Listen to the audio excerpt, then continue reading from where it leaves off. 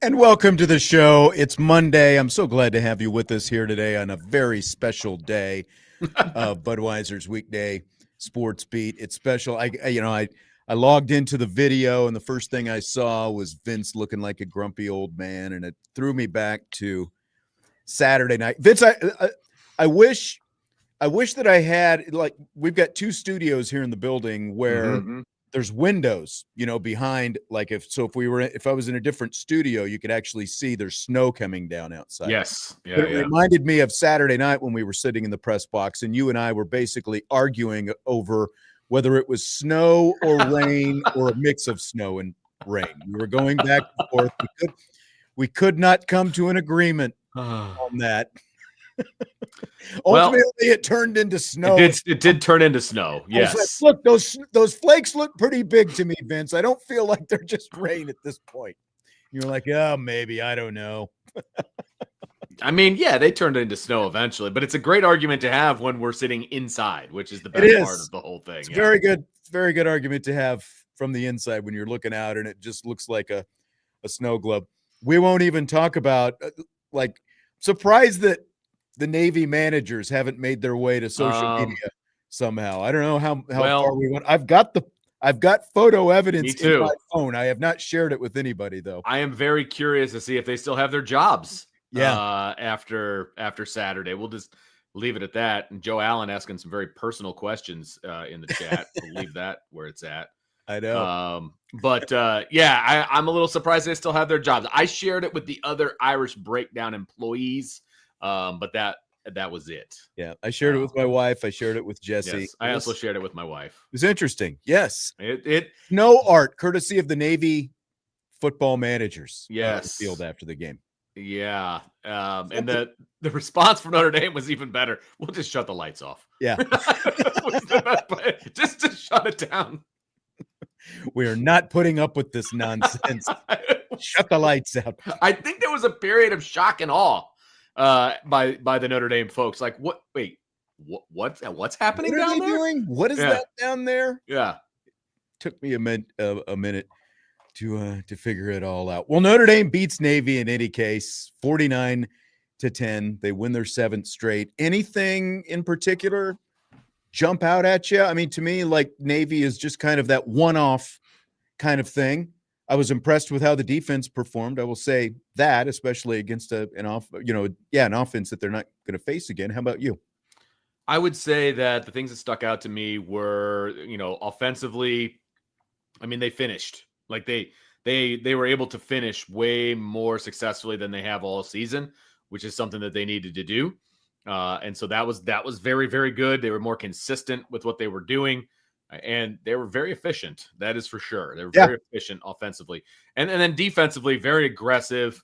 I was happy to see the game plan that they had. They had some guys, quote unquote, playing out of position, but they were playing them where their skills were the best used. Mm-hmm. And it worked out fantastically. I mean, they had what I would call a subpar drive. Where they allowed Navy to go down and score a touchdown. Other than that, I mean, they pretty much dominated Navy the entire night, which was good to see. I mean, it's great. Yeah, I mean, no Blake Horvath, obviously. That is a difference. As soon as I heard he was out, first thing I thought about was the fact that, okay, like, whatever element of a passing game that they had is probably not going to be there when you go to the number 2 quarterback in a triple option offense, even if it has elements of passing game. And that's kind of what it was. But you also had a more athletic, more traditional type triple option quarterback. And the only thing that really bugged me, and Notre Dame ultimately got it figured out, and you and I were talking about it in the press box as it was happening. They did a horrible job, the defensive ends, of setting the edge early in the game. On that drive specifically. Exactly. That's what I was going to say. On that drive that you were talking about, they just were not setting the edge, and that's how the quarterback was able to get out and run as much as he was. Now, like the 41-yard run that he had, that was more, like just a busted scramble type thing because he dropped back first. And you can't give him those lanes, though, that kind of a thing. Exactly. But, it was a scramble, and that was by far their biggest play of the day. They didn't have another play more than 15 yards the entire rest of the game. Yeah. I mean, they eliminated the big plays. They eliminated the fullback. I mean, they did everything that they needed to do defensively to be successful. I mean, the fullback had 20 yards. Exactly. He had nothing. They did a good job of covering the center and limiting the full. And and again, that's part of why the quarterback comes in to play, because like with the triple option, it's like like if you're the team that's running the option, you don't go into a game saying, okay, we're going to do this. This is the game plan. It's all about what the defense is giving you. Yep. And Notre Dame was taking away the dive, so there was nothing there. So that means that the quarterback and their slot backs are going to have to try to do more. And again, they got some early out of it. They weren't able to keep that going. And that's typically what happens, like when you watch these Notre Dame Navy games, is it takes a series or two or three or whatever for the defense to feel comfortable with what they're seeing and kind of get up to speed. And once they did, obviously it was a completely different game after that. Yep. And that, and on that drive, they had the second set of linebackers in, and there were a few differences, but either way, you expect there to not be a drop off, obviously, when other guys come in, and it took them a little bit to get their feet cemented in. But once they did, I mean, good grief. It was a whitewashing. It was great. They got that kicking game figured out. Ooh, baby. Game. Like 8 for 8. Yeah. Yes. 8 for 8 on touchbacks, 7 for 7 on extra points. Eric Schmidt, after winning the job. 7 for 7. Well, you still 8 for 8. Yeah. Still would have fit on the touchbacks anyway. And look, he's always been able to hit touchbacks. Now, he's been a little erratic, I guess, at times when he kicks a couple out of bounds and things like that. But I mean, he was kicking the ball out of the back of the end zone. Like he was feeling it on Saturday, which was fantastic. And look, and I have been critical of Eric Schmidt and his place kicking abilities. And the first kick was a little rough. The rotation of the ball and all of those things. It's like, oh, here we go. You never know really where the next one's going to be. But the next 6 were all nice end over ends right down the middle. So, I mean, when I see something good, I'm going to tell you that it was good, and this was good. And he didn't have any field goal opportunity, but it didn't matter. He was perfect on the day. He did what he was supposed to do. Exactly correct. And build on that. You take that and you build on it, moving forward. So, touche to Eric Schmidt. Good job by the freshman to go out there and do what he needed to do. And the interesting thing, Marty Biaggi was apparently videotaping him before the game to look at his kicking mechanics and that kind of thing. And Marcus Freeman was asked about that after the game. How do I want to phrase it? I think desperation probably causes you to seek even harder to find answers, right? Like, we all look for answers. I'm going to go watch the film and we're going to say, okay, how do we get better? Like, that's what we do. But when you're at a point where it's the performance we had last week, I think it creates even a little bit of desperation to say, okay, let's exhaust every avenue that we can. And so if that means filming a guy in pregame warm-ups, it means that. If that means meeting with our sports psychologist. But the best thing about this is the buy-in's been from our kickers, especially Eric, as much as it's been from the coaches. Because if you have coaches that want this and are desperate, but you got a player that says, I'm not invested in that, then you won't see the elevation that we need. And so, I mean, you truly see the buy-in from all parts. Got to do what you got to do. And they did what they had to do, and they got it taken care of. Look, really all you want from the kicking game is that you don't notice it, right? Yeah. Like, that's really all you want. It's a given that you should make the extra points. I don't care, about whatever experience or whatever. You're getting a scholarship. You're on the roster. And the touchbacks are kind of a bonus. And again, he was 7 for 7 on the extra points. Like you said, the first one didn't look great, but they, maybe that was a little nerves with kind of the way he hit it. And I think that it just kind of becomes a comfort issue after that. So it ultimately went unnoticed, and that's what you want going forward. Like until he attempts a field goal, like that's kind of the next question. Because like you said, he didn't have that opportunity, field goal wise. Christopher's asking about women's basketball. We're going to have at the end of this hour, got a quick interview that Karen Keys and I had with Hannah Hidalgo after the game yesterday. So we'll touch on some of the women's hoops a little bit at the end of this hour, but a lot of football still to get to here first. Jaden Greathouse, we got a bit more of an expanded explanation of what's going on with Jaden Greathouse. He is still questionable with a thigh injury this week, and Freeman went into some detail with that injury. Yeah, JG is putting in so much work on trying to get that hamstring to where it needs to go, where it needs to be. We last week had to extract some blood from his hamstring just because, part of the healing process, some blood build up, you got to extract it and continue to get that muscle stronger. And mentally, he's been in a good place. Like he's as frustrated as anybody. He wants to be out there. And so, we got to just keep working, and then we'll see what happens here in the next days, weeks, depending on how he heals. So that was interesting. And again, there's been all this speculation, what's going on with Jaden Greathouse. People have been worried he's going to transfer because he played exactly 4 games, and you can obviously play 4 games and all this stuff going on. And as Salty Virginia Peanut says in the YouTube chat, there's no question about faking a serious / unhealed hamstring injury. Blood had to be evacuated from it. So that was an interesting update that Marcus Freeman offered there, Vince. Yeah, and we saw him out there catching balls and doing some things prior to the game before they went and put their uniforms on. They were out there in shorts and T-shirts and stuff.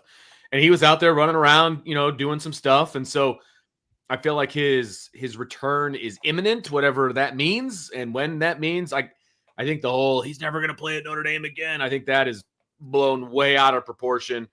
We've heard some people from his camp saying, he's not leaving Notre Dame, that kind of a thing. So I tend to fall under that category than I do. It's like they're not making up this injury. He's going to play in a Notre Dame uniform at some point, and his presence will be felt. Let's hope that it's sooner than later. I've never heard of blood have to be, needing to take blood out of the hamstring, to get it to heal. But it sounds like it's obviously pretty serious and lingering. And now I've had hamstring injuries before, and I can just say that, even being just what would you call it? A recreational athlete, when you have a hamstring injury, and you can think that it's healed and it's feeling like, okay, it's better. Yeah. But then the first time you really go 100% on it, there's a really good chance that you might find out it's not actually close to healed. And all of a sudden, it's popping again. And it sounds like this is a really serious tear, like when you get into blood extraction and all this different kind of stuff. Hamstrings are just very, very touchy, very funky. They're obviously a big part of a human being being able to run fast. So it just doesn't sound like this one's cooperating. And again, apparently some conspiracy theorists who still think that, Jaden Greathouse isn't long for Notre Dame or whatever. When I listen to that, it definitely gives me actually a lot more, confidence that this is not what people have been worrying about, that it is an actual injury and a fairly serious one. I think you also, like you said, you want to treat this injury with kid gloves, because if you bring him back too early and he injures it again, then he's out for the playoffs. And so you don't need Jaden Greathouse to win the next 3 games. You don't. And you obviously don't need Jaden Greathouse to win the first weekend of December, because there is no game. And you don't need him the second week of December because there is no game. So you've got over a month that you still don't need Jaden Greathouse, to be honest with you. If he's healthy on December 19th or 20th, when that first round of games goes on, that's when you want Jaden Greathouse to be healthy. Big bonus. So if he doesn't play till then and he's 100% then, cool. Like, I'm good with that. They've got plenty of depth. They've got plenty. They're fine for the next 3 games and the 2 bye weeks. I'm good. So get him healthy. Do not bring him back too early, because if he injures it again, he's definitely not going to be around for the playoffs. Hey, we saw Cam Williams out there Saturday. Yeah, man. Like, even before it turned into total route out there on the field. Drawing a PI. I mean, he was open by a good amount on that play. If CJ Carr can get rid of the ball a little bit earlier, that's a touchdown. And he was still able to. By the way, that was still a heck of a throw by CJ Carr, getting hit, falling backwards, and still having the arm strength to get it over there. Yeah, exactly. That was amazing. And then they obviously drew the PI, which was a bonus. But I thought Cam did a good job when he was out there, threw some good blocks while he was out there, starting to earn that trust of the coaching staff. That's what you want. So, and KK Smith going out there and doing his thing, catching another touchdown. So they're starting to, get into that depth at wide receiver that we've been looking for. So hopefully that continues. Michael going right to the extreme, saying that Williams' effort was terrible. No, it was not terrible. It was an underthrown football. What do you want him to do? Right. And even if it, come on. Again, consistency is part of the reason that we haven't seen more of him before this. So the guy is still trying to become more consistent. Back to Greathouse, Salty says the question is, if he doesn't play this weekend, do you go for the red shirt? I don't know why this weekend, matters more than next weekend or the weekend after that, but he has only played the 4 games. Yeah, once you get to the end of the regular season and you get into the postseason, all those games are don't count against your red shirt. Right. So he can sit these last 3 games of the regular season, hopefully get healthy if you're not trying to push him to get back for one of these games, and give him extra time to get that healed. And then once you get to the postseason, all those games are bonus, and you don't have to worry about a red shirt. He can play in as many games as you want to play him in at that point. It doesn't count against his red shirt. I mean, at this point, if he's still not 100%, that's kind of what I would do. I mean, I obviously there's no guarantee he's going to stick around and use his redshirt year at Notre Dame. I mean, there's a chance that he could transfer down the line as a graduate, all of those things. But I mean, I don't know. Obviously, it's a conversation that you have with Jaden as well. I mean, he's got to be if it's not a, hey, we're redshirting you, if it's a conversation, you want him to be a part of that conversation, that sort of thing. But if he's not 100%, keep him out. I have no problem with that. They don't need him the next 3 games. They don't. No. Daniel's asking if either of us will be at the Pitt game. We will not. Brian Driscoll will be there, and Jesse will be there. Yes. Well, he is going this weekend. Double IBs at Pitt. Yeah. I will be at Hillsdale, and I assume you will be in the comfort of your own home for the Pitt game. No, I will be in Detroit. For a women's basketball game. That's right. Yes. That's right. Yes. I forgot that was on a Saturday, not a Sunday, because normally the women play on Sundays. Yeah. They are playing Michigan in Detroit this Saturday, and I believe that's a 4:00 tip-off, which means I'll get to watch at least some of the football game, maybe the first half or so on TV before we go over to the arena. But, yeah, so I'll be in Detroit for Notre Dame versus Michigan on the women's basketball side, and got a home game Wednesday as well. So 2 games coming up this week. But nice. Yeah. Yes. All right. One final thought here in this first segment from Marcus Freeman on Billy Schrauth and the potential. Obviously, he's got that knee injury, and if there's a timeline for him, whether he could be back. When he's ready, he's ready.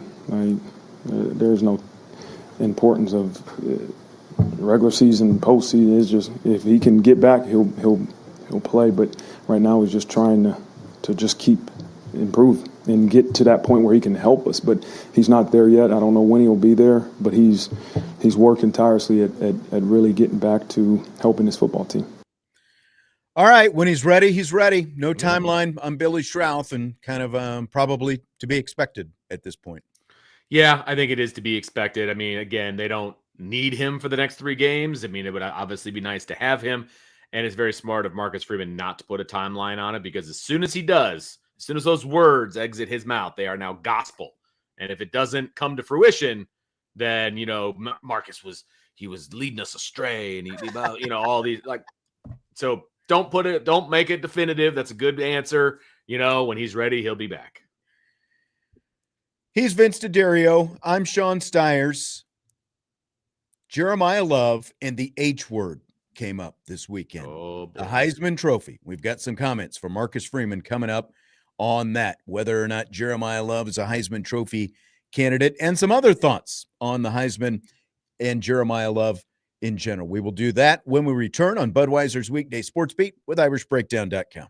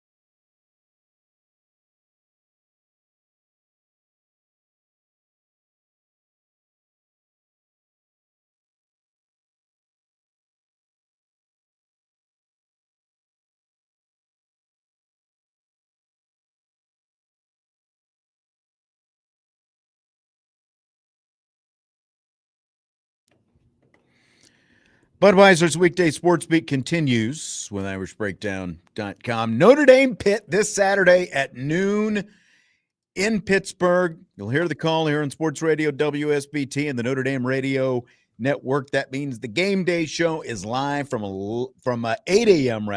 until 11 a.m.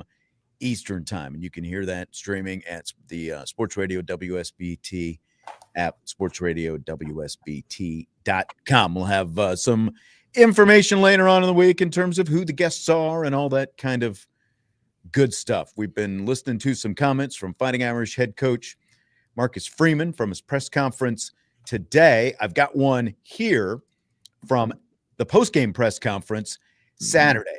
Jeremiyah Love, after that spectacular touchdown run that he had against Navy, where he basically sat on the chest of a Navy defender. His knees and elbows never hit the ground, and so he spun off him and got up running and raced to the end zone. Freeman was asked if Jeremiyah Love is a Heisman Trophy candidate. In my mind, yes, he is. There's no question about it. He is, you talk about one of the best players in the country. If he's not one of them, then, it's hard to believe how many other players are that special. He's a special player, and he had a great week of prep, and again, he continues to do things that you haven't seen, but things you're just not surprised with Jeremiyah Love. I mean, it's kind of hard to be surprised by anything that he does anymore, isn't it? I mean, you missed half that play, remember? I know. Like, he's going down, so I'm like looking down to start to write something down. Then all of a sudden it's like, what? Hold it, he's still going. What just happened here? It was funny. It was good, though. But everybody felt like that because, especially from the 9th floor, in the press box looking down, looked like he was down. And then all of a sudden he's still running and the refs are running with him. It's like, okay, I guess he's going to score a touchdown. That's great. But, I mean, just another highlight reel to add to the reel. Or highlight play to add to the highlight reel. And that's what you need when you're a Heisman Trophy candidate. You need those highlights, and he definitely has plenty of highlights. It's just unfortunate that there are a couple of quarterbacks out there that are playing very, very well as two, and it's a quarterback award, unfortunately. And that's the unfortunate thing is, and I know we've talked about this before. I know Brian Driscoll talks about this a lot. The unfortunate thing with the Heisman Trophy is it is predominantly a quarterback award with very few exceptions. Obviously, yeah. Travis Hunter won it last year because he's a unicorn. The fact that he played so much on both sides of the ball and excelled on both sides of the ball, and he ended up being the number 1 overall pick in the NFL draft, and the team that drafted him there traded up to get him. But since 2000, the turn of this century, from 2000 through last year, there have been 4 non-quarterbacks who have won the Heisman Trophy, which is insane to me. Mm-hmm. Travis Hunter and 3 running backs. And you've got to go back 10 years since the last running back, Derek Hunter. Then you have to go back 6 years before that to Mark Ingram. And then you go back to 2005 to Reggie Bush. Those are the 3 running backs who have won the award since 2000. Like, if you go and look at the Heisman historically, they're like, look at the 1970s, especially, and then, even into the 1980s, a lot of great running backs were winning the award. It was almost a running back award at one point, but it has just turned into essentially best quarterback on the best team, unfortunately, is what the Heisman Trophy has become, Vince. Yeah, no, I agree completely. And it's a shame because it's supposed to be the best player in college football, not the best quarterback on one of the best teams in the country. I mean, bottom line. And it is very unfortunate because of what Jeremiyah Love is doing, the highlights that he has, the games that he has, the game-changing plays that he has.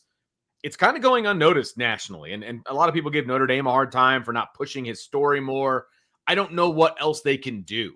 I mean, how many different songs with the word love in them can they play in the stadium? You know what I mean? It was like, that's all we heard. Honestly, I wish there was more of a variety of songs with love in them. In the stadium. I mean, it's just over and over and over, and they put it out on social media and they do all these things. So I don't know what else you want Notre Dame to do specifically outside of, make hats that say 4 trucking instead of 33 trucking or whatever the case may be. But it's not a team award. Stay away from like that. like it didn't help that Josh Adams in November, his numbers went down and he didn't have those highlight reel type runs. But I just like the whole 33 trucking thing. It's not a team award. It's an individual award. And, I don't know, like I haven't seen any Jeremiyah, all you need is love, type Heisman type hype going on right now. I did ask Marcus Freeman 2 Heisman Trophy related questions today. And the first one, I referenced the question that he just answered there about is Jeremiyah Love a Heisman Trophy candidate, but I also prefaced it with kind of what I just said. This has become a quarterback award because of the fact since the turn of the century, only 4 non-quarterbacks, 3 running backs have won the Heisman Trophy. It has become, best quarterback on the best team. And for that reason, it feels like a lot of people, I would probably include us, feel like the actual true significance of the Heisman Trophy has dropped a little bit. So the question that I asked, like, as someone who makes his living in college football, how does Marcus Freeman regard the significance of the Heisman Trophy? And here's what he said. I think it is one of the highest honors that you can get as a college football player. But somebody asked me, do I believe Jeremiyah Love is a Heisman Trophy candidate? I don't know exactly how it was asked, but absolutely. Just if we all just focus on being the best player we can be for this team and give everything we have to helping us win, like I don't want to make decisions to influence the people that vote for the Heisman. Like I just want to put everybody in our program put all their effort into winning and being the best players they can be. But that's not to negate what the prestigious and what that trophy represents. It's a great award. It's a huge honor. And, somebody's going to win it. I don't know. But I think Jeremiyah Love will be the first to tell you that winning a game is way more important than that individual award, right? Is that he's going to do everything in his power to make sure we are prepared and win a game. And if the Heisman Trophy comes with it, man, then great. That's amazing. I mean, I get it. He's not out there, like he said, he's not out there pitching guys for Heisman and trying to influence votes and those kind of things. And he's putting the team first still. And I get the whole thing. He obviously, didn't feel like he really wanted to talk Heisman after answering it Saturday night. I don't know. What do you think about what you heard there, Vince? Yeah, I mean, he doesn't. It's Marcus Freeman's MO that he's team over player, always has been, always will be. And exactly. That's always been his MO. And so I'm not overly surprised that when asked to publicize one of his players for an individual award, he shies away from it because it goes against what he preaches to his team, because it's team glory, then comes individual glory. Right. You do the team stuff, you're going to get all these individual accolades and stuff like that. Just like, with. And he said that basically. Yeah, just with teams being interested in him and any other assistants for jobs.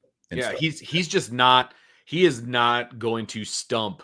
But that's also not the question that I asked. I was just asking, how do you actually see the significance? And he went into that. Oh yeah, yeah. He turned it into something else. He said, yeah, the Heisman Trophy is prestigious. I mean, it's still. It is. It is a prestigious award. I just don't like the way it gets what it's become. Become. Exactly. Yeah.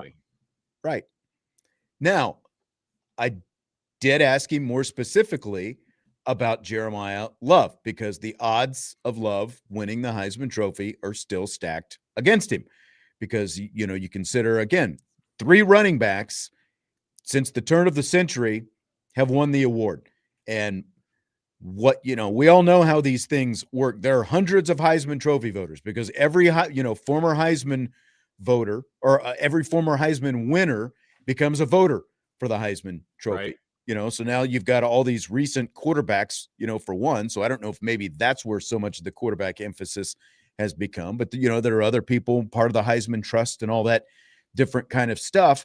But what happens is these voters, they can't watch every Notre Dame football game. And what they do is they end up looking at a stat sheet and they say, how do these stats, stack up to these stats? Because they're not watching every game. So the question that I asked was, what does Jeremiyah Love bring beyond the stat sheet? That beyond, just beyond what shows up on the stat sheet. So here's his answer. Is as special a football player as I've been around, and every time he has the ball in his hands, he can make something positive happen. Right? He is as dangerous of an offensive weapon probably that I've been around, and so that's the thing the value I see in him for our team is you can put him at wideout, you can motion him from the backfield and throw him the ball, you can hand him the ball, and he's going to make something happen, right? And as long as we all work together, our line's got to protect and block, and there's a lot of people that go into making sure he has success, but I'm just talking about one-on-one. Like, he is as skilled as I've ever been around, and he works his tail off to prepare to put on a performance on Saturday like he usually does.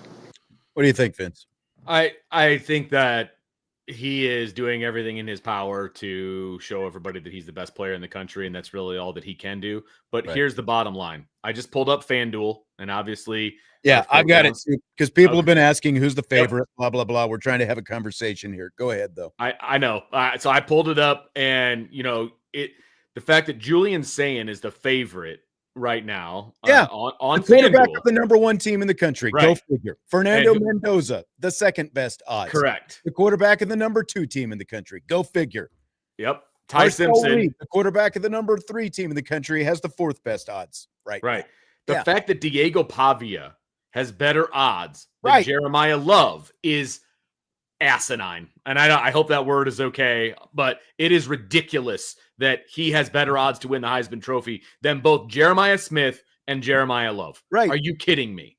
Gunnar Stockton even has better odds than Jeremiyah Love. Correct. No. Ridiculous. This is my point. This was the intention of the question, because, look, we've watched Notre Dame all season long. We've seen what Jeremiyah Love can do. We've watched these last 2 games. How have teams chosen to defend Notre Dame? To take away Jeremiyah Love, to take Jeremiyah Love out of the game and to try to make him a non-factor. That has been the entire game plan of the last 2 defenses that Notre Dame has faced. And as a result, what has happened to both of them? CJ Carr has ultimately torched them downfield because they've had to make that decision. But their choice, they feel like it is a better choice to roll the dice on CJ Carr and the Notre Dame wide receivers' arms than press your luck with Jeremiyah Love and play your safeties too far back. And they're like, Navy was just basically telling Notre Dame most of the game, go ahead and throw over here. Go ahead and throw to the boundary. Okay, how'd that work out for you? But that's the impact that you can see from Jeremiyah Love just in the way these last 2 specific defenses, Boston College and Navy, have chosen to try to defend Notre Dame. And he still had 94 yards against Navy and 136 yards against Boston College. Right. And a long touchdown run against each of them.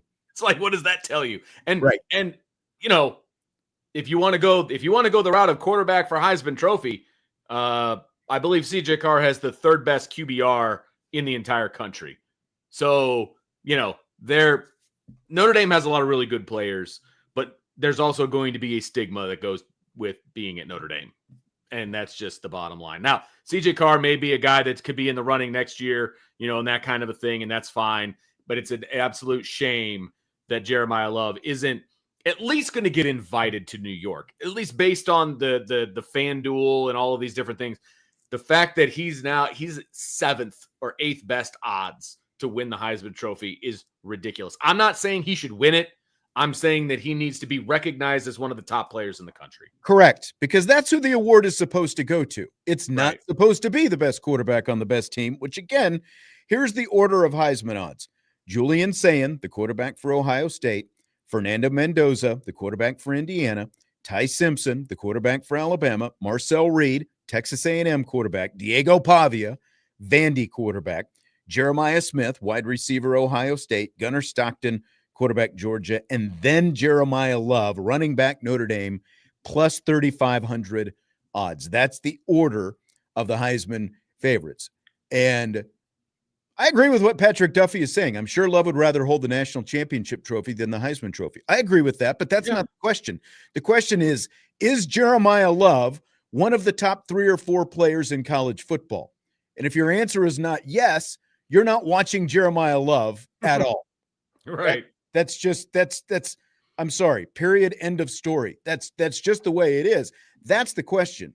Is Jeremiyah Love one of the top 3 or 4 players in college football? The answer is yes, and he absolutely at least deserves to be in New York City for the Heisman Trophy presentation. Right. And someone was asking when it's presented. It is presented December 13th. So, like, this will be like nothing that happens in the college football playoffs will impact it. As of right now, he's tied for the national lead in overall touchdowns with 16. Like, that's the biggest thing that he has working in his favor.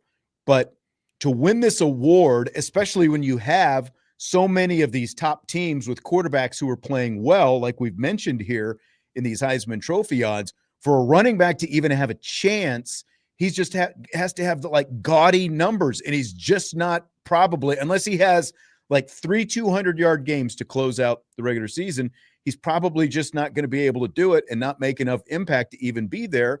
And it's a total sham. And that's my point. That's what the Heisman Trophy has become. Because if you watch college football week in and week out, you know Jeremiyah Love is one of the 3 or 4 best players in all of college football. He's not the 8th best player in all of college football. And even Jeremiah Smith, for that matter.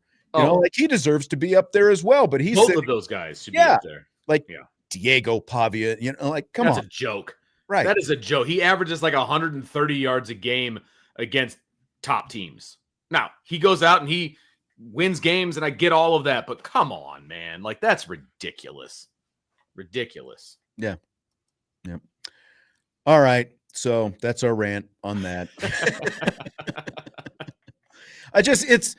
It's, you know, again, like, when you go back and you look at the history of the Heisman, so many great running backs have won this award, and there are so many great running backs now who don't even have a chance to win the award because, you know, again, like we talked about, is it a team award or an individual award? But it has become a team/quarterback award because just more times than not, since 2000, only 4 non-quarterbacks have won the award, and everybody else is a quarterback, and they tend to be the quarterback of one of the best teams in the country. And even like the only real exception there was Jaden Daniels a couple of years ago, because, you know, with a 3-loss LSU team, just because he was so good and had such massive numbers that year that he was undeniable. So there we go.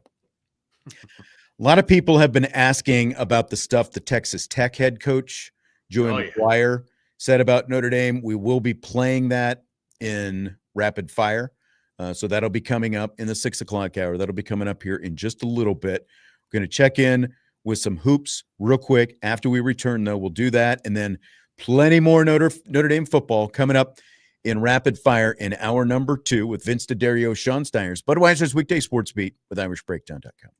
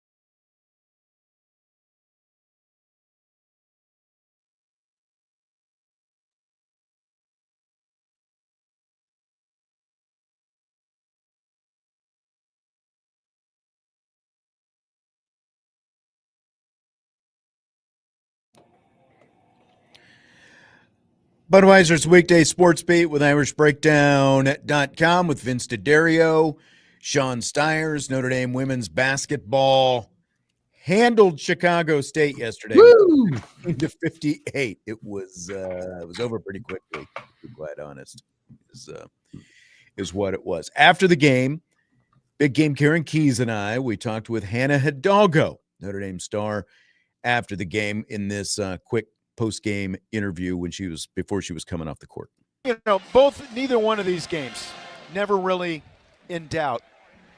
As a team, how do you kind of, keep the mental approach to just sort of keep getting better no matter what the score is? Yeah, I think just understanding we're a completely different team. We're a completely new team. And so even in these games, we get the opportunity to work on ourselves. It's not so much about the score and how much we put up, but it's about getting better and finding the chemistry within ourselves.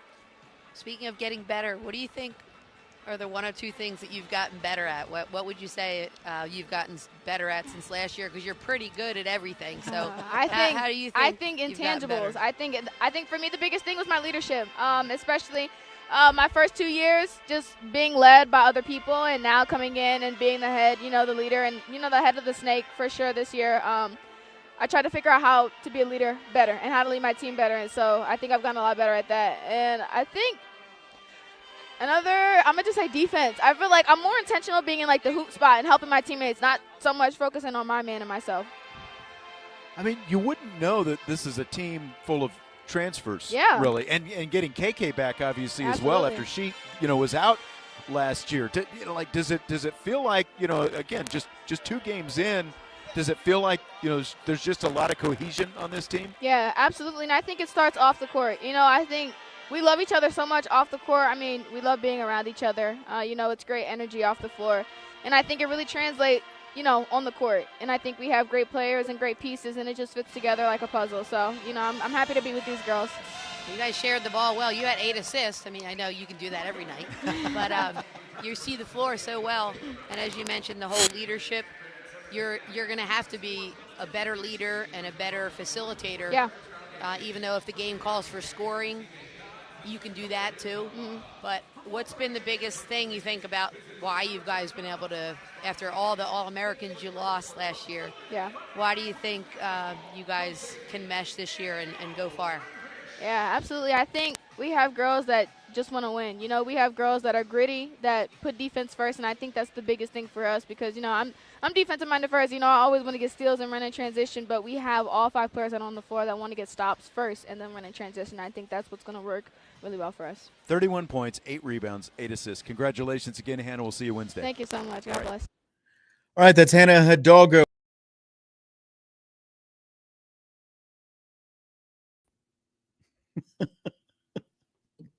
Were you pushing buttons back there, my friend? I mean, I'm trying to play, producer back here. Trying to produce, and look what happens. Yeah, what can I say? Hidalgo got ACC Player of the Week this week, by the way. Right. She had 32 points, 8 rebounds, 8 assists yesterday. She averaged 29.5 points in the 2 games. So nice little start for her in the Irish. No doubt. I think that was the biggest hurdle, and it probably still is a bit of a hurdle just to make sure that everybody's all on the same page. And, once the competition ramps up a little bit over the next few weeks, we'll really be able to see how that chemistry is working out. But I think they're on the right track for sure. Yeah, absolutely. Absolutely. And, that Michigan game coming up next Saturday, the biggest test, where did it go? Christopher ask what's going on with the 2 transfers not playing the last 2 games, the girl from Wake Forest, the girl from Vanderbilt, and he's referring to Malaya Coles, the forward from Wake Forest, and Ayana Moore, the guard from Vandy, who is a double-figure scorer in all of her seasons at Vanderbilt. They have minor leg injuries, and there's no, can't say anything definite, but they're very hopeful that at least by Saturday, there's a good chance they're going to be back. So a good chance that they'll be back this week. There we go. That's just, I have to leave it kind of open-ended, but that's... Oh, you and all your knowledge that you can't, let out. Things that you can't, I get it. I get it. Get in trouble. It's what happens, man. You don't want to be iced out. Chris said, did Hannah throw shade at someone? I didn't hear any shade in there. Did you? I did not. Hints of shade? No, I don't think so. Yeah. And by the way, the other two transfers, as ND Saylor said, Gisela Sanchez and Vanessa De Jesus look good. Radigan has been, really solid, especially considering they, have a core rotation of 6 players right now with those other 2 players out. But Sanchez had her first career double-double in the season opener, and she's in like her 5th year of college now. De Jesus had a career high.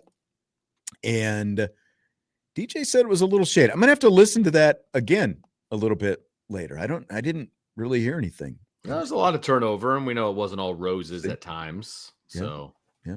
Could have been shade sent towards Texas. Yeah. KK Bransford also had her first career double-double yesterday, 21 points, 13 rebounds. So look, they've looked good. Again, now they're against 2 teams that you expect to beat fairly handily, but when you look at the fact that it is a group of players that, like De Jesus, not a proven scorer at Duke. Sanchez, not a proven scorer at any point in her career. And they've both been, both consistent double figures and rebounds and everything else. So, team cohesion, I think, is what's impressed me the most when you factor in the transfers and everything. Getting back these other 2 transfers would be really big, both from a depth standpoint and from a more scoring standpoint. So looking forward to hopefully seeing them very soon. All right. And the men's basketball team also won Friday night. They're 2-0. So good start for them. They go to Ohio State next weekend. So that'll be, a nice test for them. So both of these teams have big tests coming up over the weekend, one against Michigan, one against Ohio State. A lot of Notre Dame football coming up in hour 2. Speaking of shade, did you hear what Joey McGuire, the Texas Tech head coach, had to say as it related to Notre Dame? We will get that when we get into rapid fire in hour number 2 of Budweiser's Weekday Sports Beat with IrishBreakdown.com.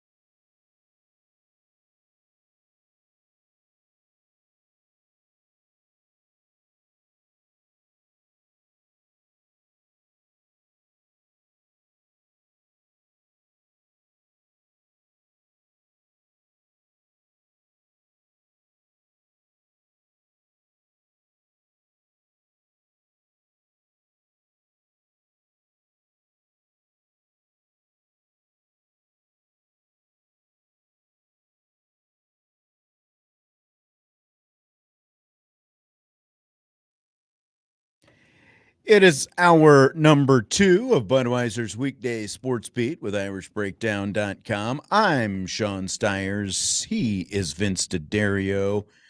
And Vince, I was listening to the last half of that Hannah Hidalgo. Oh, you went back already. During the break. And I can see what people were saying. You know, she was talking about people who want to play defense first and how well they get along on and off the court and all that kind of stuff. So maybe, I don't know. If you missed it, go back and listen to it and you be the judge yourself. I can see that. I could also see why she might not be super happy. Like with some of the people. I could see that. And you know what? I'm okay with a little bit of shade too, to be honest with you. DJ said he listened again and maybe it's not shade. I can see it either way. Yeah. You know, I can see it either way. Like if you can read into it, I think what you want to read into it. But yeah, like as DJ said, it was in either case, it was painting as a positive for this team. I think that was maybe why I didn't hear the shade the first time. But all right. It is rapid fire time, Vince. Fill in the blank. College game day at Notre Dame's game at Pittsburgh this week is blank. An interesting choice, I'll say. That's my fill in the blank. I mean, there's some big games going on now. They're games that are in places that they've gone before, you know, and things like that. So they're obviously trying to mix it up a little bit, and I can respect that. This is still a ranked opponent. There's you know, CFP implications, you know, all of those things. And the cherry on top is that's where Pat McAfee's from. So true. I didn't even think about that. I'm sure that's part of it. Good call. Good call. So I was not expecting it. I'll just say that. I was not expecting that to be the choice. I wasn't expecting it either. I was very shocked. And then, you know, so I guess my answer is shocking. I'm shocked. The fact that game day is going to be there. But hey, I mean, you know, people want to be part of the Notre Dame business. It's really the last chance for them to get it. You know, like I was a little bit surprised that they didn't come to Notre Dame USC, considering the fact that could be, like, as of right now, we still don't know.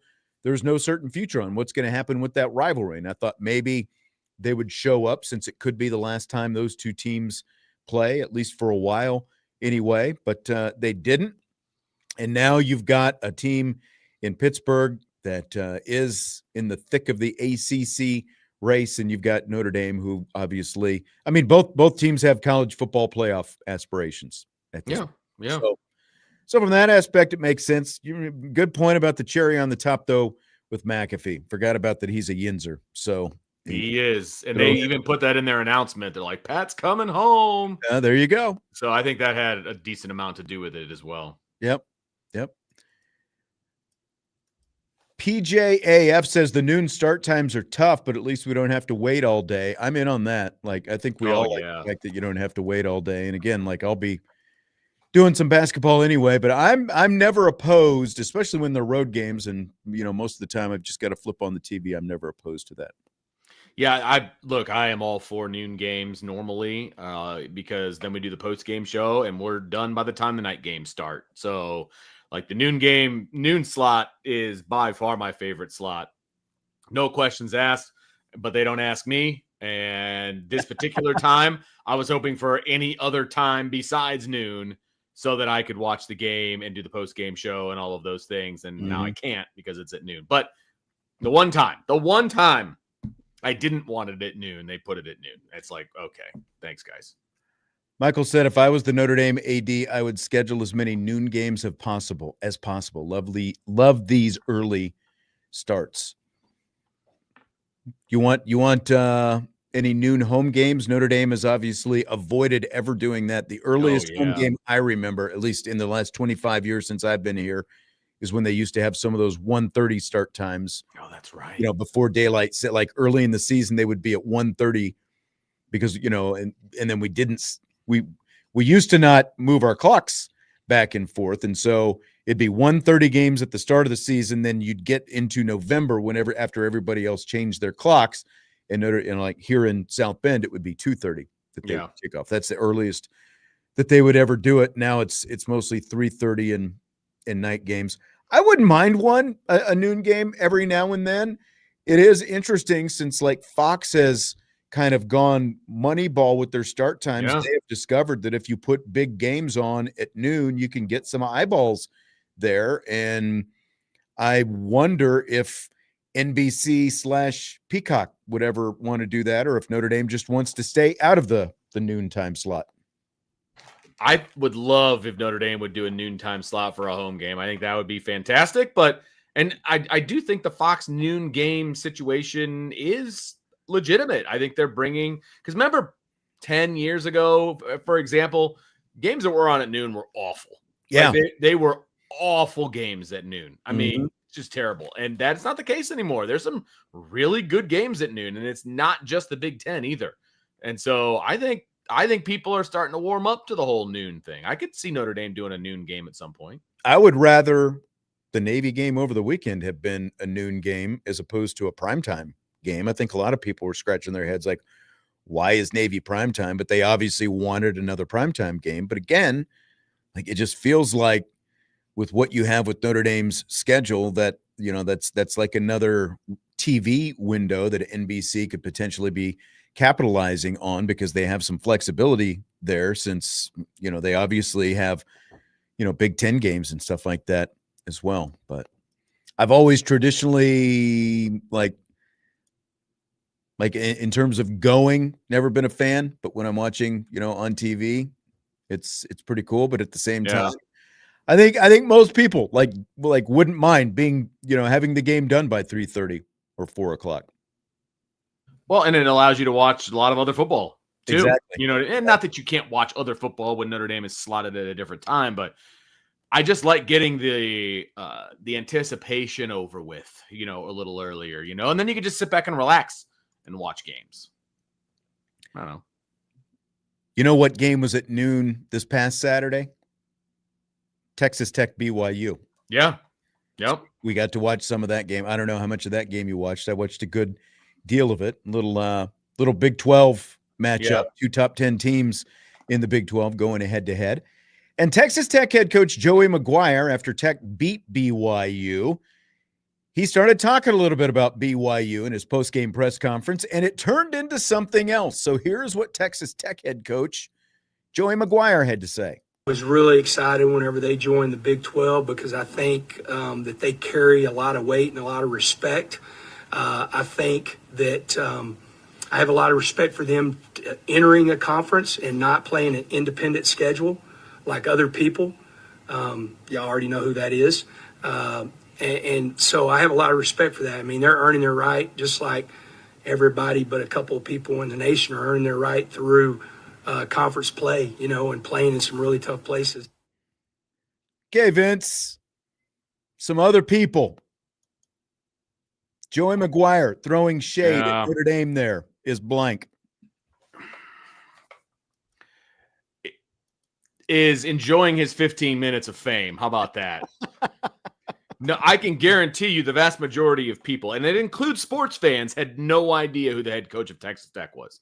They would have had to Google Joey McGuire's name to figure out who the heck he was. If they didn't see the video and him with the big TT on his shirt, you know what I mean? Mm-hmm. Like, dude, nobody cares about your opinion. Number one, nobody. And your team wouldn't be winning if they didn't spend $28 million on NIL. So I don't care what he has to say, because you know what? If Texas Tech and Joey McGuire could go independent and be successful, they would do it. And they can't. Any team. And you know why BYU is not independent? It's not because they wanted to go join a conference so they could compete. They tried it. They wanted to be independent. The reason they are not independent is because it's hard to be independent. And that's why other teams aren't independent. Right. Anyone, Texas Tech, name your team. They would be independent if they could, but it takes a lot to be independent. And in today's world, it takes the TV contract. And like TV networks are not going to be handing out TV contracts to Texas A&Ms and BYU. That's ultimately why nobody outside of Utah cares about BYU football. That's just what it is. They had trouble putting a schedule together. They couldn't do it. That's exactly right. That's exactly right. They didn't give up independence to challenge themselves. They gave it up because it was too hard. Look, go back to 1990. Here are the teams that were independent. Some of the teams. There were a lot of independent teams back in 1990, but some prominent teams: Florida State, Miami, Penn State, Pittsburgh, Virginia Tech, Louisville, South Carolina, Rutgers, Syracuse, and obviously Notre Dame. All those teams, all those football teams were independents 35 years ago. None of them are independent now because they can't cut it on their own. It is much easier and much more secure and safe to be in a conference, and especially in today's world, because of the fact that, all the TV revenue and everything else that comes with it. So spare me, Joey McGuire, but it's a great point.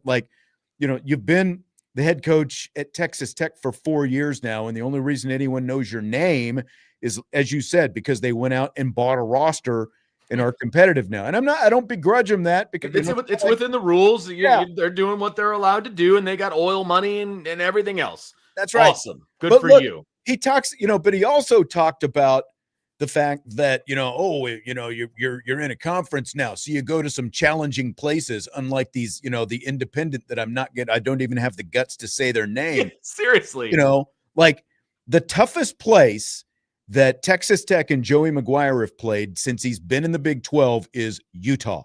That is it. Utah. Have they played any SEC teams? No. Have they played any Big 10 teams? No. Notre Dame played 2 of each this year, as well as the best group of 5 team from a year ago in Boise State. Notre Dame, in the same time that Joey McGuire has been at Texas Tech, has played at places like Texas A&M, widely regarded as one of the toughest places to play in the nation. They have played at Ohio State. They have played at Miami. They have played at Arkansas. They have played at USC. They have played at Clemson in the same time period that McGuire has been at Texas Tech. And again, the toughest place he has played is Utah. I'm sorry. Kansas, West Virginia, Baylor don't stack up, in terms of tough places to play compared to the ones that I just rattled off there that Notre Dame has played in the same. So spare me because you're in a conference. Again, all these coaches, live under this little umbrella that we're in a conference, so it's tougher for us. Give me a break. And they also have series coming up where they're going to go to Alabama. They're going to go to Auburn. And Texas and Michigan. And they got a 12-year contract with Clemson. Tell me, Texas Tech, if you go independent, you think those schools are going to be lining up to play home and homes with you? They will not be. And you'll be begging to go back inside your conference. So, and it's also be careful what you wish for. Let's say tomorrow Notre Dame decides, you know what, we want to join a conference. And you know what that conference is going to be? It's going to be the Big 12, because we know that we can win that conference every single year without trying very hard. You don't want that, Mr. McGuire. You don't want that at all. Yeah. So be careful what you wish for, my guy. Robert in the YouTube chat says, Notre Dame with their independent schedules have to get ready to face a lot of different types of offenses. Yeah. And because when you're in a conference, teams tend to morph and be very similar to each other. And, yes, absolutely. Look at the fact that Notre Dame plays Navy every year. Do you think that any other Power 4 school would sign up to play Navy and that offense year in and year out? No. Look at Kansas State. They decided, hey, we're going to play Army. We signed a contract to play Army. How'd that work out for Kansas State? Spoiler, in case you missed it, they lost to Army at home this year. It is not easy playing these option offenses. There's a reason no one wants to play them, but Notre Dame plays Navy year in and year out. Last year they played Army. They played Air Force off and on the schedule as well. And the funny part is Texas Tech plays 9 Power 4 conference teams on their schedule this year. You know how many Notre Dame plays? 10. Right. And they play Navy and Boise State. Right. 2 of the best group of 6 or group of 5, whatever you want to call them, teams in the country. So I don't see, I don't even know who the 3 non-Power 4 teams that they played. They're probably awful, and they're probably 1AA teams. And, Coach McGuire, checks those off as W's. Again, the schedules Texas Tech is playing, not the only thing close to a Big Ten team. They played Oregon 2 or 3 years ago And, that was when Oregon was still in the Pac-12. They lost at Washington State. It was either last year or the year before. So, and they played Oregon State as well. They are not challenging themselves in their non-conference schedule at all. Sean, give them respect for playing Arkansas Pine Bluff in the first game of the season. Come on, man. Notre Dame plays Arkansas. Texas Tech plays Arkansas Pine Bluff. Exactly. And they also played Kent State, which is the worst team in the MAC. Yeah. So, congratulations on your really tough schedule, Texas Tech. ND Sailor says, assuming Notre Dame gets in the playoffs, would you rather play Texas Tech or Oregon? Well, now after this, I think everyone would rather play Tech, right? Sign me up for Texas Tech. And honestly, sign me up for whoever the Big 12 puts out there, because BYU was talking all kinds of crap all last week, and now Texas Tech is talking the crap. So it's funny how all these teams and all these fan bases who were talking about Notre Dame's ranking last week, most of them lost last week. Correct. The ACC has gone from the potential of getting 3 teams in the playoff to they might actually be lucky if they even get 1 in the playoff, depending on, because Duke has 4 losses right now, but Duke is still in the running to win the ACC. So if they end up winning the ACC, could they end up being the 6th highest ranked conference champion? Because you still have to be one of the 5 highest ranked conference champions to get into the playoffs. So could a couple of these group of 5s actually pass them up? I don't know if it would come to that, because the committee can manipulate the rankings when it in any way they want. It's I will say, I do think Texas Tech is if Texas Tech and Oregon played head to head, I would probably pick Texas Tech right now. So if to answer that question about Tech or Oregon, I would probably actually rather play Oregon, just from how good is the teams? They're both still good teams. I'm not saying Oregon isn't any good, but Oregon would probably be the team that I would pick between those two. But I will say this.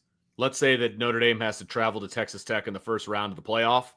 If that's the way everything shakes out, it's like an 8-9 matchup or something. I would have no problem going down there to play football. None whatsoever. They got a quote unquote small stadium for a Division I team. It's like 60,000. No problem. Notre Dame has been to worse.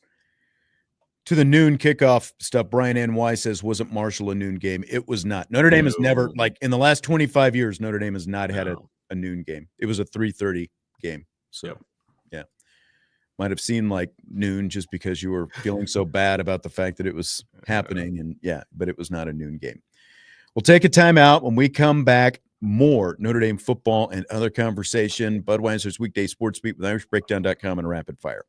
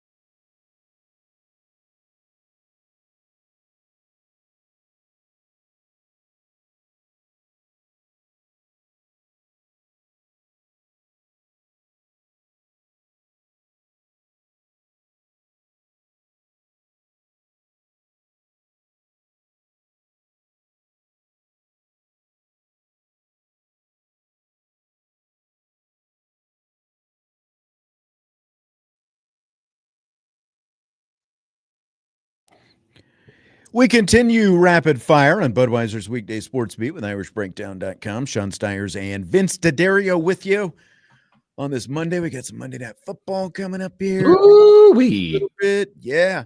Yeah, baby. Wasn't that on ESPN? Because I still don't think I can get that. It is. It is on ESPN. Yeah. I didn't think you had YouTube TV. That's what I'm working with these days, sir. Unfortunately. Oh, okay. Yeah. Sorry to hear that. It is what it is.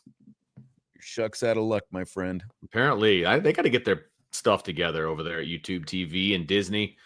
It's time to become friends again, folks. I know. I am Tenzin. I'm the son of Ang in the YouTube chat. Says, did you hear the goofy question about joining a conference during Marcus Freeman's press conference today? Funny you should mention that. Freeman was asked about independence at the press conference. Was it in response to the Joey Maguire Texas Tech stuff? I don't know, because there was no context given in the question. Here's Freeman's answer, though. I'm focused on Pitt. I know I'm focused on Pitt, and that's where my focus is. I don't have anything else to say about that. It's very random. He was just asked, how do you like being independent? What are your thoughts? I don't know. Salty said, I hope that I mention that he says, I hope Sean mentions the obtuse question from someone named Talia. I think she asked Mr. Freeman, this is what we're focusing on this week. He was bemused. Yeah, he was pissed based on questions. What it sounded like to me. He doesn't need to take independence questions in the middle of the season. And number one, he doesn't have anything to do with whether Notre Dame is independent or not. And number two, it doesn't matter. Like right now, it doesn't matter. He's the head coach. He's a football coach. He's more worried about getting ready for the next game. That was the right answer. He's not going to get all political about independence and clickbaity stuff. That's not who Marcus Freeman is. Right. Unlike Mr. 15 Minutes of Fame down in Lubbock, Texas. Or the guy out in Pittsburgh. Yeah, exactly. Well. Yeah. And I did see, Narduzzi was saying some stuff today, and like it happened right as I was getting ready to come into the building. So I haven't had a chance. We'll hear from Pat Narduzzi, Pittsburgh coach, and some of his comments when he was asked about, beating Notre Dame. We'll do that on tomorrow's show. So we've got that coming up. So it's just always interesting. You never know what's going to happen at the press conferences, Vince. Facts. You never know who's going to be allowed to ask a question. All you got to do is put your hand up and do it in a prompt amount of time. And no, that's a good point. No, that's a very, very good point. And you get them in the post game, you get them in the weekday press conferences. You get it all. And there are certain people that should not be allowed to ask questions. Oh, Vince is drawing a line. Just saying.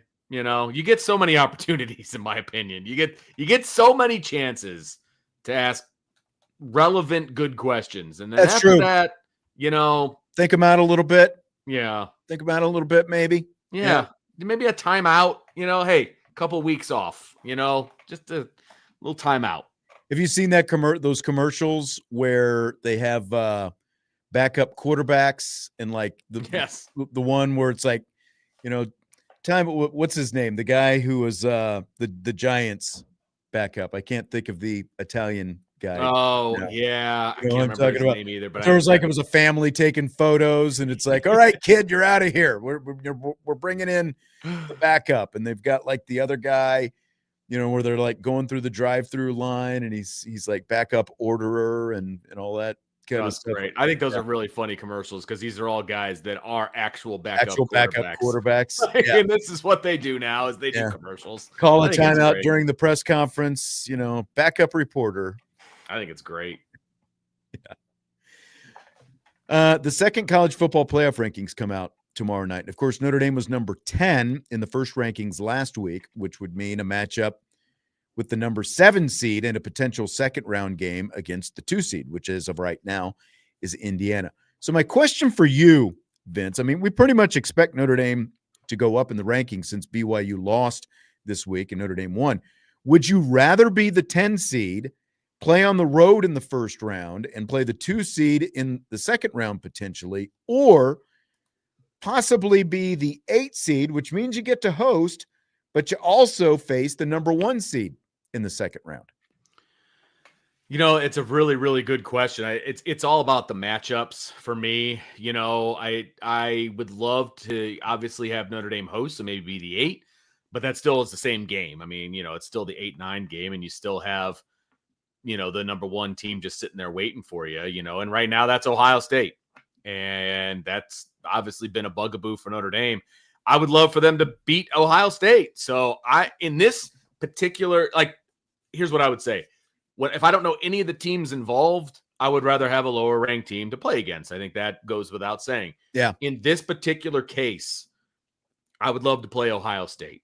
I would if I'm Notre Dame. Look, they're the team that we cannot beat Ohio State. Let's give it a shot. Let's get after it, man. That's the one team that if Notre Dame is going to win a national championship at some point, I would love for them to go through Ohio State at some point in the bracket. And if it has to be round 2, then it's round 2. So I would be okay with it. I see it as the number 1 seed presently is none of the teams in the top 4.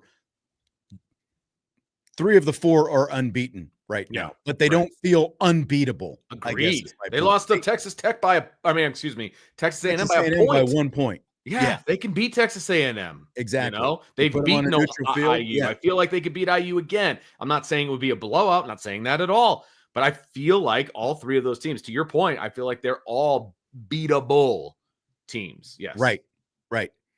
I don't like, just like the idea of having to go through the number 1 seed in the second round. But again, it's Ohio State is still really good, but they don't feel like invincible, defending national champion, unbeaten good. So I would still take my chances, get that home playoff game, and have an opportunity. Now, all that said, I still like the path on that other side. 7 seed is still in play. The 6 seed is still in play.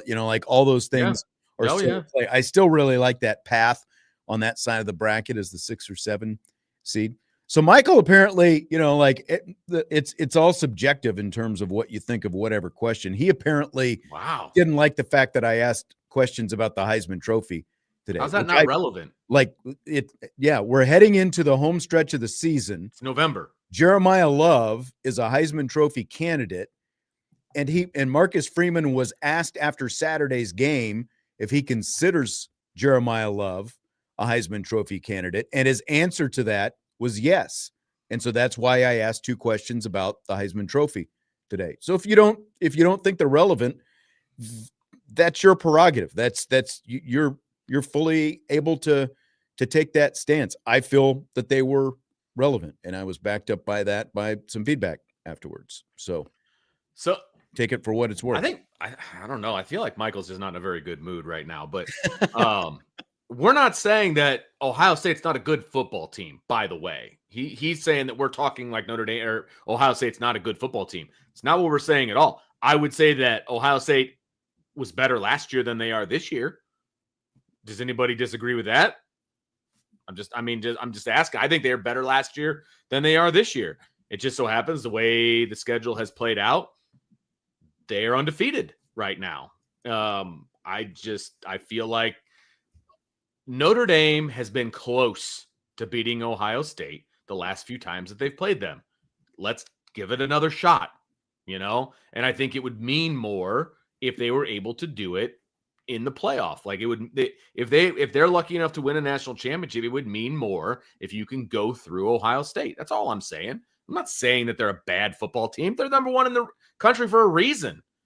But I think that they're beatable. That's all I'm saying. By certain teams. Right.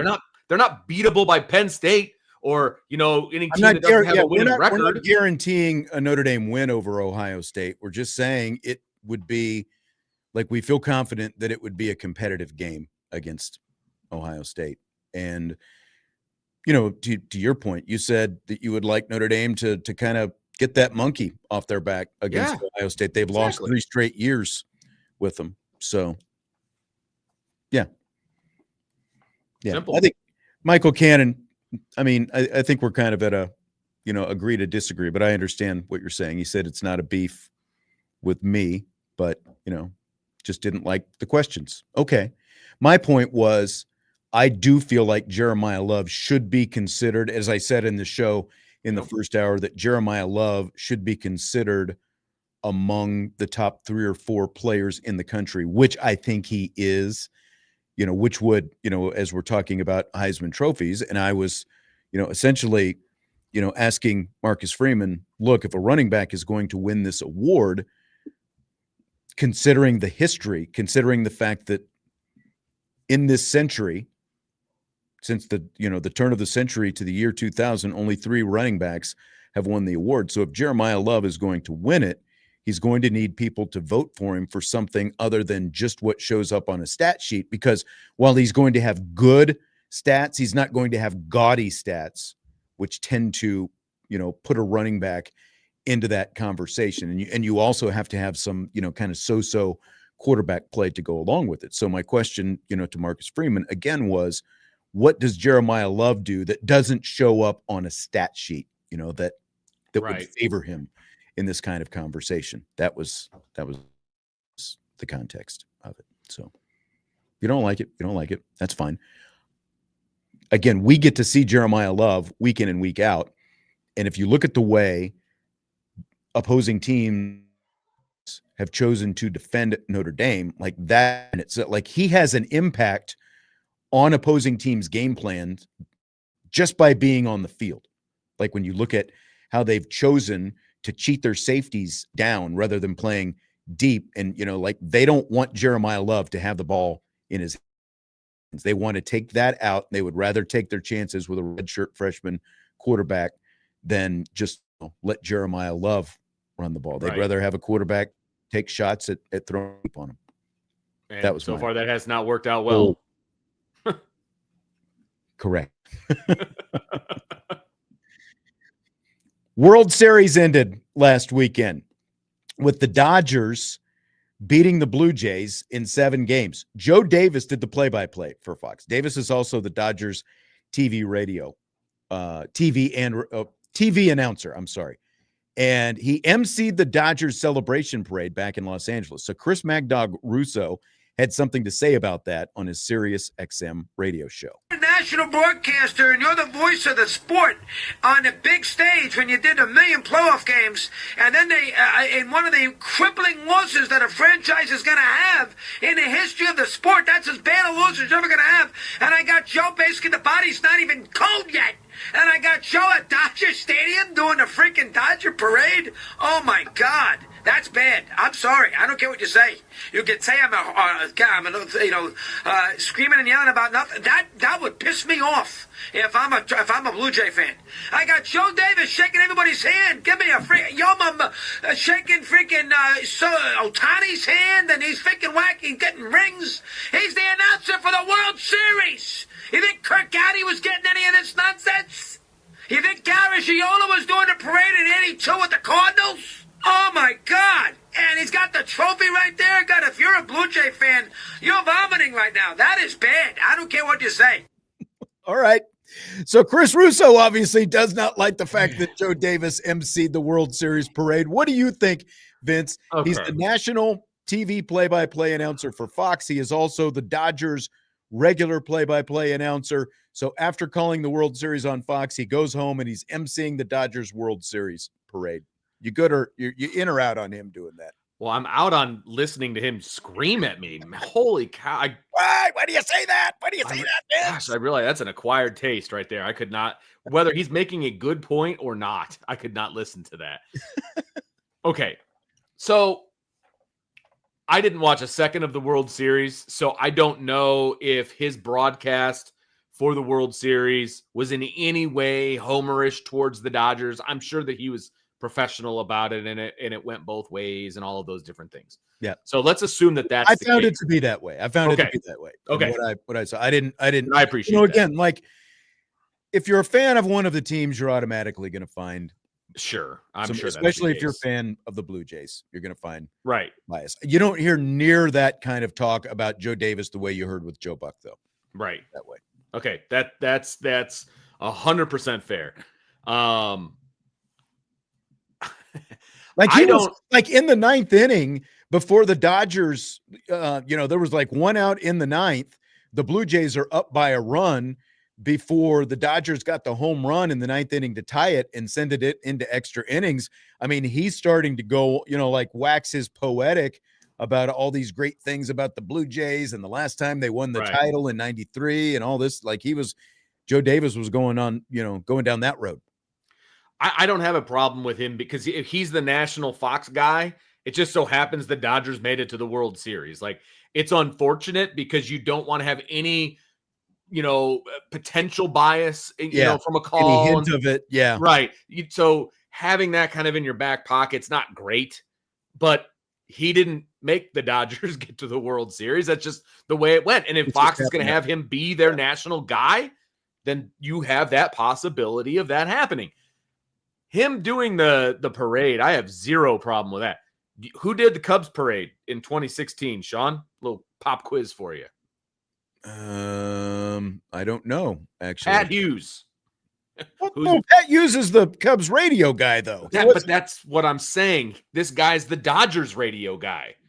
So what's the problem with him doing the parade? He's the Dodgers radio play-by-play guy. He's employed by the Los Angeles Dodgers, and Fox knows that going in. Like, pretty much all of these guys who are doing TV nationally for whichever outlet are also the regular voice of whatever. Somebody. They're also doing a team. Yeah. Right. Like Boog Sciambi, the Cubs TV guy, is doing network radio, I believe, for ESPN during the World Series and that kind of thing. It's not a great look, the fact that you were just doing it, but I'm not nearly as put off by it, obviously, as Chris Russo is put off by it. Again, it's unfortunate, I suppose, but I'm not getting all bent out of shape for it. And if he's a Dodgers guy pretty much throughout the whole season, then he's the guy that does the parade. That's how it works. Right. Like, that's what you do. Like I said, Pat Hughes did the Cubs. Right. But the difference is Pat Hughes isn't doing national TV. So Fair enough. But I bet you if the Cubs win the World Series, Boog Sciambi is going to have something to do with something at the end. You know what I mean? And he will probably have done, like you said, the radio for the World Series. So, like, I guess it's just the way it is now. There's just a lot of sharing going on because there's not a lot of good play-by-play people out there, I guess. I don't know. Let's take our last break. When we come back, we will wrap up some rapid fire. Budweiser's Weekday Sports Beat with IrishBreakdown.com.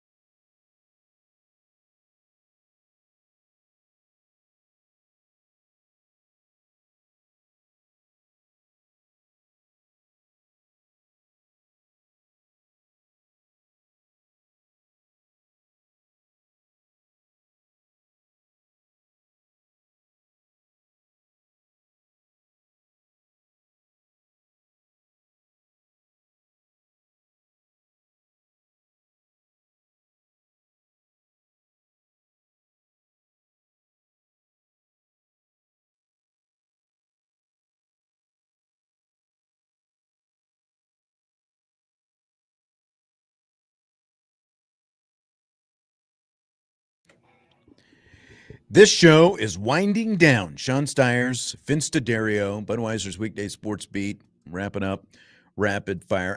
Michael chiming in the YouTube chat. I appreciate you saying what you said. We don't have to go into detail there, but like I said, kumbaya. We're all good. Could we consider it constructive criticism? I guess, and we'll it's all good. Just agree to disagree. So it's fine.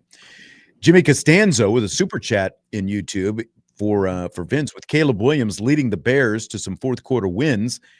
Vince, are we able to forgive him just a little bit going to USC?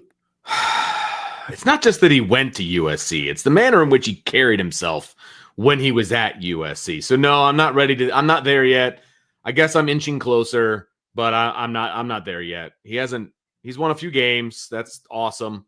But no, I'm not there yet. I am the conductor of the petty train when it comes to Caleb Williams. There you go. Brian, we were talking about the quarterback in the commercial. It was DeVito. Yeah. Hey, DeVito, get in here. My favorite one is the Teddy Bridgewater. Have you seen the Teddy Bridgewater where there are like two women like sitting in a little coffee shop and they're talking, and the one girl, gets subbed out, and Teddy Bridgewater comes in. Oh, because she just wants somebody to listen to her. Yeah, and she wants someone to listen, and she's got boyfriend problems or something, and he's like, "You're not a mechanic. You don't have to fix him." That's my favorite one. Yeah, that's a good one. Oh, good stuff. That's a good one. Speaking of DeVito, Brian Dable losing his job. Giants head coach today. Really? Losing to the Bears yesterday. Yeah, see, that's what happens. You lose to Caleb Williams, you lose your job. I know. I mean, is it his fault that Jackson Dart went out and got a concussion? No, but don't run him so much. Like, this is the NFL, not college. He's going to start taking some shots. Yeah. And he did.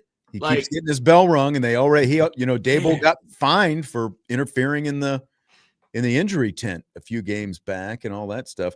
Christopher says the Cowboys have made him stop watching pro football. Ouch. Jesse and I were commenting how nice it was not, the Cowboys had their bye this week. Nice not to have to get into any of that. Like, that was a very calm weekend. Yeah, so I hear that. I can watch Monday Night Football, by the way. Oh, it's on ABC. Antenna, baby. Excellent. So fire it up. Well, good luck. All right. Well, thanks, everyone. Lively chat, as always, tonight on the YouTube side. Thanks for listening. Thanks for watching. We'll be back tomorrow. Budweiser's Weekday Sports Beat with IrishBreakdown.com.